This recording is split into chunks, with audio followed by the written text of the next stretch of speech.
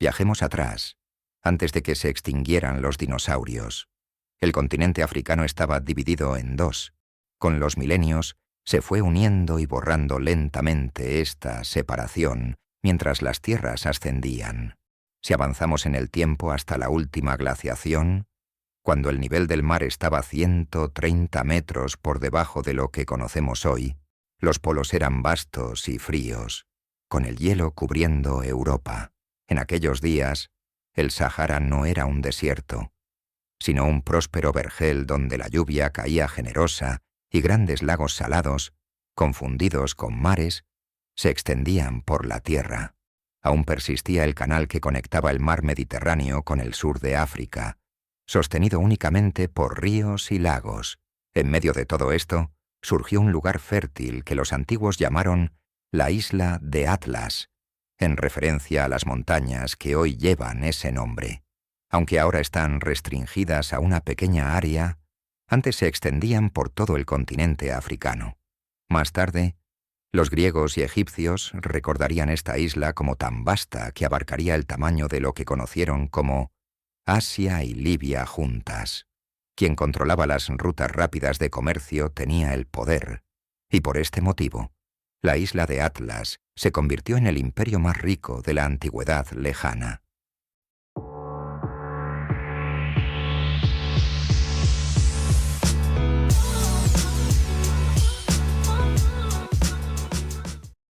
Entre los grandes lagos de esta tierra, uno destacaba, el Megafetzan.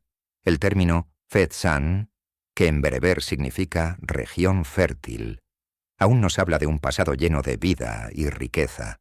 Miles de años después, este lago se secó, transformándose en un desierto donde apenas quedó un pequeño rincón cultivable. De sus antiguos habitantes surgieron los garamantes, una gran civilización descendiente de los atlantes. Los garamantes adornaban su cabeza con 2 plumas, símbolo que compartían con el dios Amón y Venu en el Egipto antiguo. Esta conexión sugiere que los egipcios adoptaron ciertas creencias atlantes a lo largo del tiempo. Los garamantes eran devotos de la diosa Neith y fueron retratados en jeroglíficos egipcios que datan del 1300 a.C. Frente al desafío de la desertificación, los garamantes desarrollaron un ingenioso sistema de irrigación subterráneo llamado fogaras, también conocido como qanats, que canalizaba agua desde las napas subterráneas hasta sus cultivos.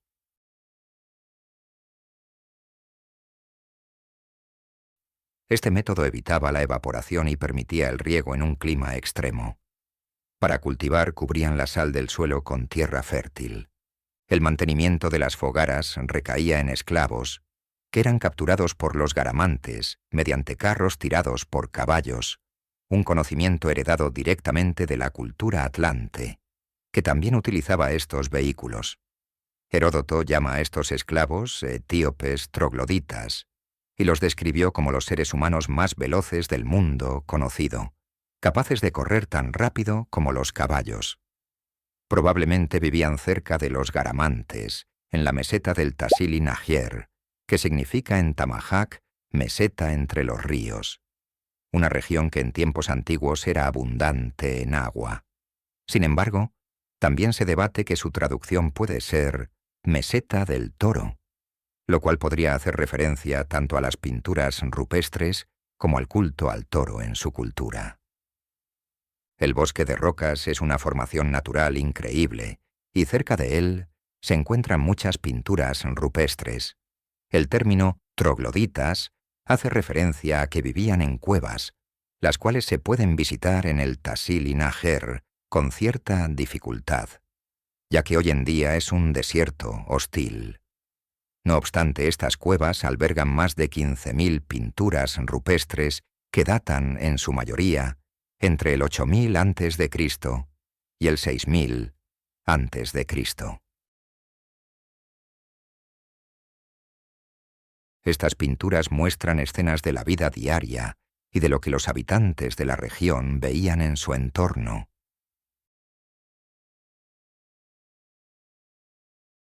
Entre las representaciones más destacadas se encuentran carros con 1, 2 o 4 caballos, además de escenas de un mundo húmedo y lleno de vida,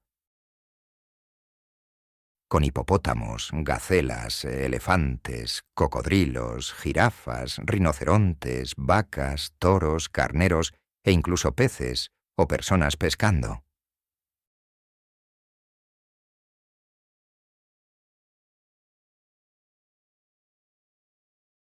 Estos geoglifos de la zona vistos desde la altura nos permiten especular sobre una posible conexión con la capital de los Atlantes, debido a que parecen representar los anillos concéntricos que caracterizaban su ciudad principal. También se encuentran figuras antropomorfas inquietantes, de significado desconocido.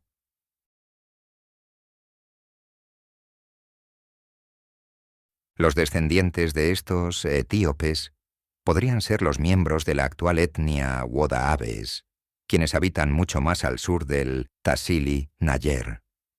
Los Wodahabes son pastores de ganado y realizan una peculiar ceremonia de cortejo en la que pintan sus rostros, adornan sus cuerpos con trajes y amuletos y utilizan una pluma en su cabeza mientras realizan un baile, tratando de que sus ojos y dientes se vean muy blancos para atraer a las mujeres.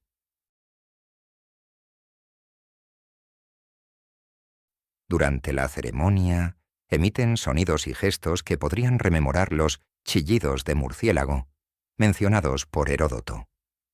Además, las plumas que utilizan evocan referencias a los garamantes, los libios y al dios Amón del antiguo Egipto.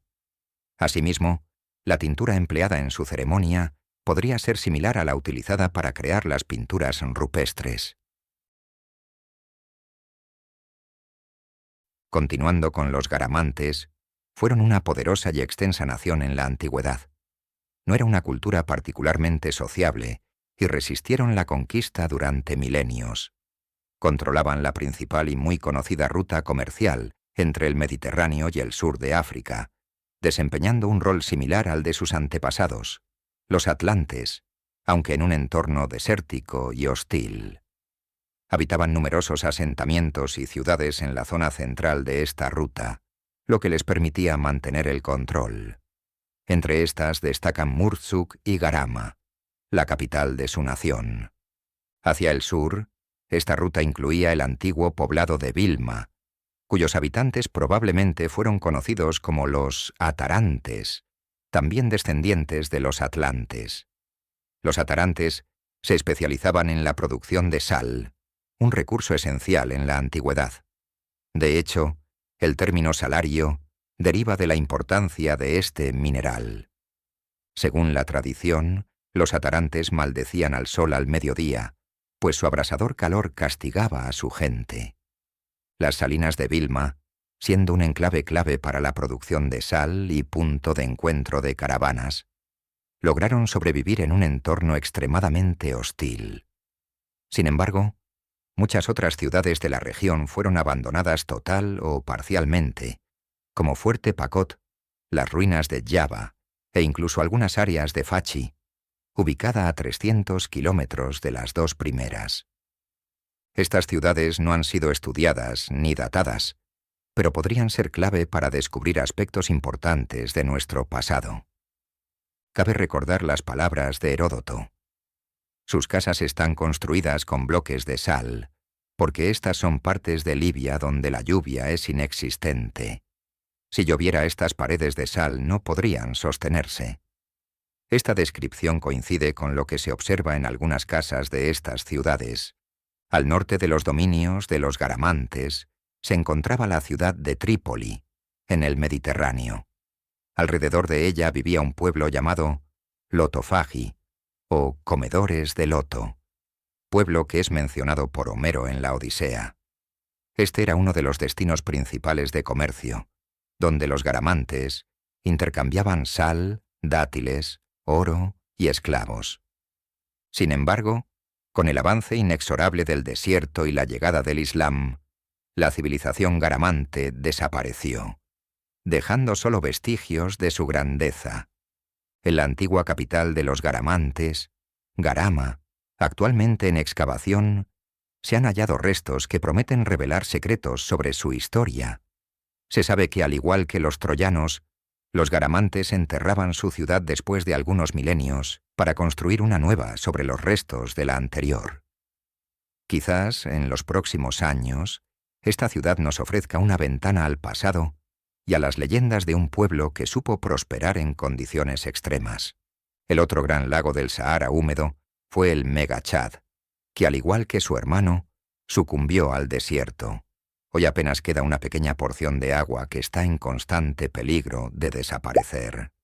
Los habitantes de estos lagos, hoy conocidos como los bereberes, aún llevan el legado de estas tierras olvidadas. Se visten de azul, como lo hicieron los atlantes cuando debían realizar un juicio, y adoraron en el pasado a la diosa Neith, al toro con el disco solar, al dios Ra y al dios Amón. También crearon la escritura más antigua conocida, aunque lamentablemente perdida. Esta escritura ha sido encontrada en lugares muy distantes, como en la puerta bloqueada de la Gran Pirámide de Egipto y en las Islas Canarias. Esto concuerda con lo dicho por Platón. Gobernaron muchas otras islas en el océano. Heródoto, en el año 430 a.C., señaló la ubicación de los descendientes directos de los atlantes. En su relato describe los pueblos que habitaban las costas entre Egipto y el lago Tritonis, intentando luego los del interior. Sin embargo, esta tarea se le complica. Aún así, deja claro que, desde Tebas, en Egipto, se extiende una cordillera de arena, sal y colinas hasta las columnas de Hércules. Cabe mencionar que, en este mapa, se representa un lago en la depresión de Baudelaire, que existía en ese tiempo, junto con el lago Tritonis, el río Tritón y el río Cnips, mencionados por Heródoto. Sin embargo, el río Eosahabi y sus lagos ya se habían secado para esa época. Estos se incluyen en los mapas solo como ilustración. Sin embargo, Heródoto recoge una leyenda libia que narra cómo, tras secárseles las fuentes de agua, el pueblo Silos se adentró en el Sáhara y fue sepultado por una tormenta de arena. Su territorio deshabitado fue luego ocupado por los nasamones, aunque la leyenda no ofrece una fecha para estos hechos. La ruta descrita por Heródoto comienza en Tebas, aunque muchos historiadores afirman que se confundió y que el inicio real sería Menfis. Heródoto insiste en iniciar en Tebas porque allí se adoraba a Zeus con cabeza de carnero, identificándolo como el dios Amón de Egipto. Según su relato, desde el templo de Amón en Tebas hasta el templo de Amón de los Amonios, claramente en Sigua, hay 10 días de viaje. Sin embargo, este trayecto desde Tebas requeriría más tiempo del mencionado. Desde Sigua, narra un viaje de otros 10 días hasta los nasamones, un pueblo que, según Heródoto, en verano deja sus rebaños junto al mar y sube a una región llamada Ugila para recolectar dátiles. Este lugar, que aún conserva su nombre, es el siguiente punto en la ruta. Desde Ugila, un viaje de 10 días lleva a los Garamantes. En este punto, el relato de Heródoto cambia sutilmente. Nos indica que la forma más rápida de llegar a los pueblos comedores de loto es desde los Garamantes. Esto demuestra que Heródoto conocía la ruta de los Garamantes y que disponía de información precisa sobre ella en ese momento, lo que le permitió continuar describiéndola en las siguientes líneas. Relata que, a 10 días de los Garamantes, se encuentran los atarantes. Describe a este pueblo como aquellos que maldicen al sol debido a su abrasador calor. Estos atarantes son los que vivían en ciudades como Vilma. Después, menciona que a otros 10 días de viaje se encuentran los atlantes. Sobre los atlantes, Heródoto detalla: cerca de estos atlantes hay una montaña llamada Atlas, cuya forma es delgada y cónica. Se dice que es tan alta que no se puede ver su cima, porque las nubes siempre están sobre ella en invierno y verano. Los habitantes de la región la llaman la columna del cielo. Estos hombres reciben su nombre de esta montaña, Atlantes. Se dice que no comen ningún ser vivo y no tienen sueños cuando duermen. El volcán Emikoussi, ubicado en el Sahara, es la auténtica montaña de Atlas. Se trata de una de las cumbres más altas del norte de África, con una forma perfectamente cónica, como ya señaló Heródoto. En un pasado muy lejano, desde los Atlantes, se difundieron conocimientos a todas las civilizaciones posteriores. Por ejemplo, se creía que el Emikoussi era un pilar que sostenía el firmamento. Este lugar dio origen directo a la leyenda de Atlas, el titán que sostenía la bóveda celeste. Según la cosmovisión antigua, sobre el aire que respiramos se extendía el firmamento, donde se encuentran las estrellas, y este estaba compuesto por agua, lo que se conocía como las aguas superiores. Por esta razón, los egipcios representaban al sol cruzando el cielo navegando en una barca solar. En su versión original, Atlas, como hijo de Poseidón, era quien sostenía esas aguas superiores. Con el tiempo, la historia se deformó y terminó cargando con la tierra. Los egipcios conocían a este Atlas como el dios Shu, quien cumplía la función de sostener el firmamento. Este arquetipo del pilar cósmico es universal. En la cultura china, la deidad creadora Pangu sostenía el firmamento, que también era de agua.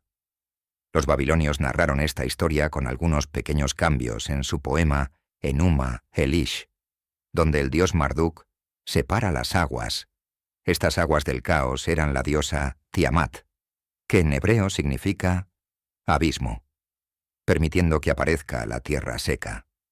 Para ello, Marduk usa las armas Imhulu, que si bien se indican como vientos que entran en Tiamat y la destruyen, en realidad representan simbólicamente ese pilar que sostiene el firmamento y permite que exista el aire y la tierra. Las armas Imhulu son el Emikoussi para los Atlantes. Los judíos relatan en su creación cómo se separaron las aguas de arriba de las de abajo.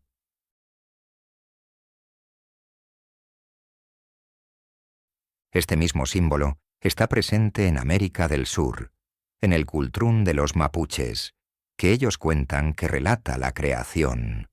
Está en África, en las máscaras del pueblo Dogón y sus pinturas rupestres. Ellos recuerdan que representa el nacimiento y la creación. Es increíble que todos estos pueblos hablen del bebé llamado Atlas o Pangu, que crece hasta convertirse en ese pilar. También está en Europa, en los tatuajes tradicionales croatas, en los de Bosnia, en los de Albania, entre muchos otros lugares. En África, la letra Yaz de la escritura Tifinagh, que utilizan los bereberes de África, una de las escrituras más antiguas del mundo, es un símbolo que utilizan en muchas banderas. Curiosamente, en el antiguo Egipto, un jeroglífico casi idéntico, clasificado como F31 según Gardiner, representaba el concepto de dar a luz. Podríamos seguir hallando este símbolo en petroglifos ancestrales, donde se aprecia claramente la representación de ese bebé que nace como Atlas.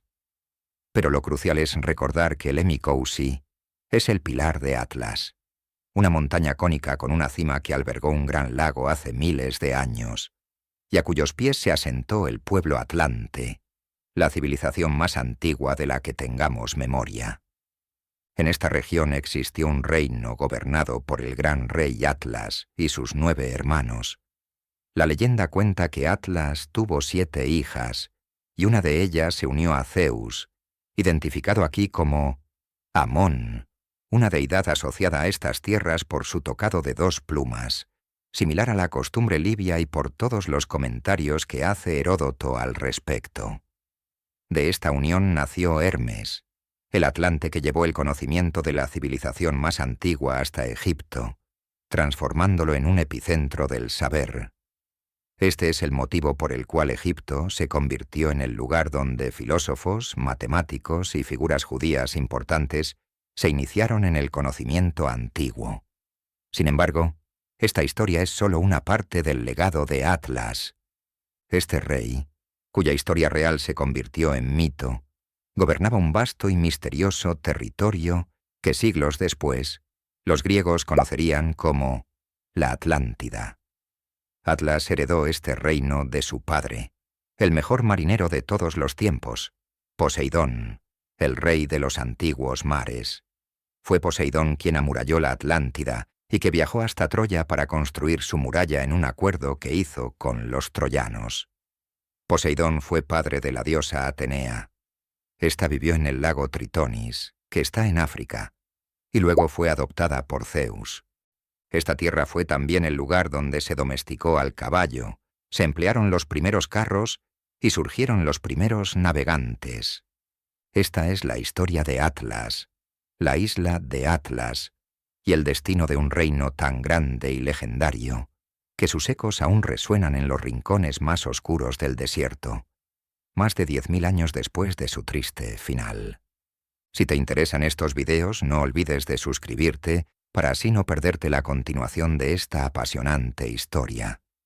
Si deseas escuchar el extracto de los Atlantes del texto original de Heródoto, te lo dejo en este video. Y hasta que no haya tinieblas,